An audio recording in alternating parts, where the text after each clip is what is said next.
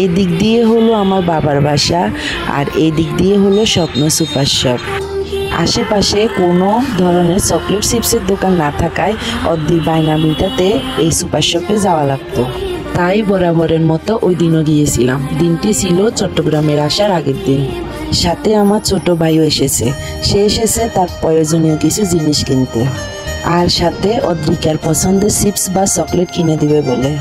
হঠাৎ তখন আমার কানার জন্মদিনের কথা মনে পড়লো। ভাবলাম কানার জন্য তো এবার কিছুই কেনা হলো না, তাই সুযোগটি কাজে লাগিয়ে টুকটাক যা কেনার কিনে নিলাম। আর রইল একটি নতুন জামা আর কিছু কসমেটিক, সেগুলো সুযোগ পেলে কিনে নেব বা বানিয়ে নিব। এই তো কানের জন্য একটা উপহার কিনেছি, একটা ছোট কেটলি আর মগ। বৃন্দাবনের একটা ভিডিও দেখেছিলাম, সেখান থেকে জানতে পারি গোপাল নাকি এইরকম কেটলিতে জল খেতে পছন্দ করত।